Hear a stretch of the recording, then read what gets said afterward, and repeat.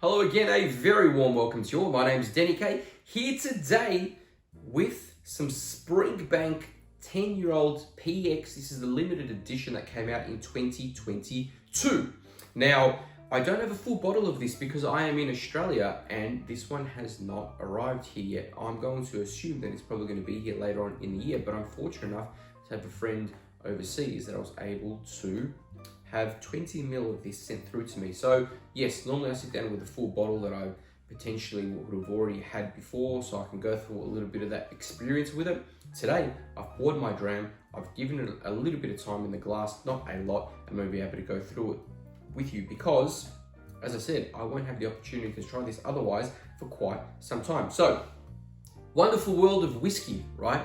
Where we can send whiskey to each other from one side of the world to the other, because some releases do either arrive in some parts sooner, or for me in Australia, what ends up happening is we get things later on, but that also does give you a little bit of time to actually see what's coming out and then try to focus on what you want to pick up. And it's already sold out in some parts of the world, so we might get the last of the stock. So you can still send some to friends in other parts of the world. Anyway, I don't want to harp too much on about that. I don't want to talk too much about the distillery. I've done that before in previous videos. I do just want to focus on what is in my glass. This was distilled in July 2012, initially matured in bourbon barrels for 7 years, then moved into PX casks for 3 years, and then bottled at 55% ABV. We're going to go through smell, taste, overall experience. We're going to give it a score. We're going to go from there. I can even kind of compare a little bit in terms of whether I prefer this to the 17-year-old Sherrywood, one of the older releases, or not. That's quite simply the way that we're going to do it. Now, in terms of color, look, it's a little bit darker in my whiskey den here than what it would be if you had this dram out in natural light. It is quite dark, some really lovely bronze tones to this as well. Nose. Now, to begin with, I'm getting some caramel fudge, a little bit of underlying smoke there, some red berries, yes, absolutely, some spice that comes to the nose. Now, it is a tiny bit of diesel on the nose, that old school dank kind of feel. I quite enjoy that.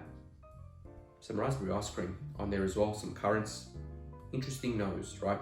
I am going to add a little bit of water to this. Now look, as I said, normally I'd have a bottle with me. I'd be able to pour it, try it before I sit down with you, try it afterwards, really enjoy it. I'm just going to have to savor this 15-20 ml that I have of it and give you what my thoughts are on it.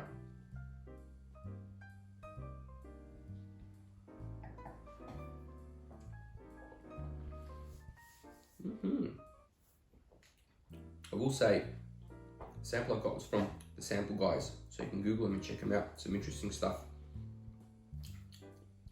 on their website. A little bit of citrus, berries coming through. Yes, absolutely, definitely.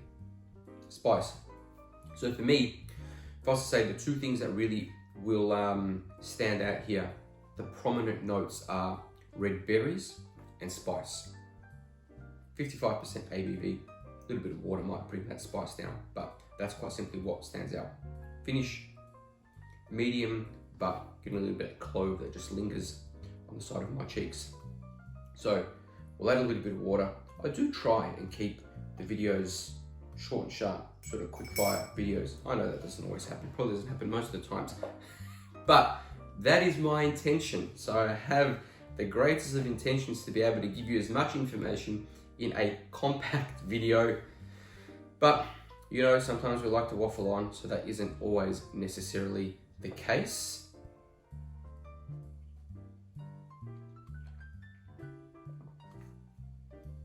Now,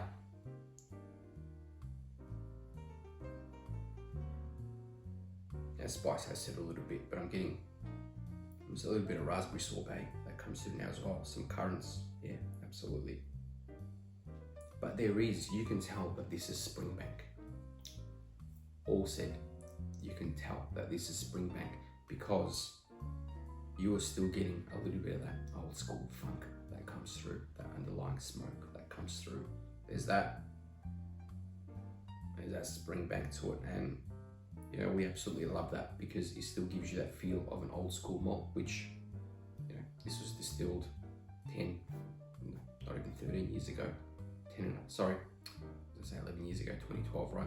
10 and a half years ago, but it still has that feel, which is what we love about Springbank. But anyway,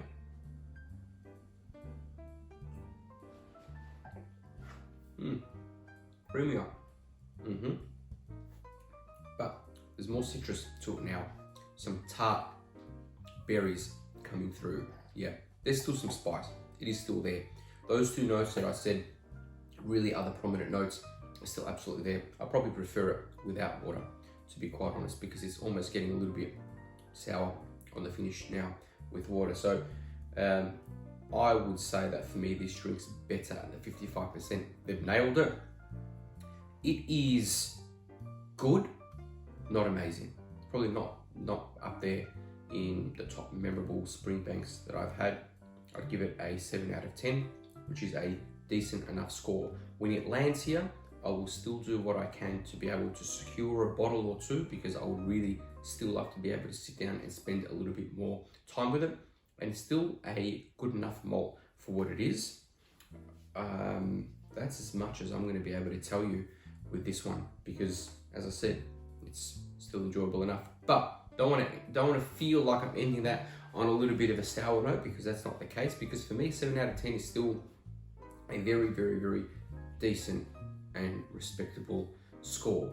Now, other than that, as I said earlier, if you haven't already subscribed, please do so. That way you can join me again next time, because I do have some very interesting videos that are coming up very, very shortly. Other than that, I appreciate the time you've taken to watch. So thank you very much. Cheers to you.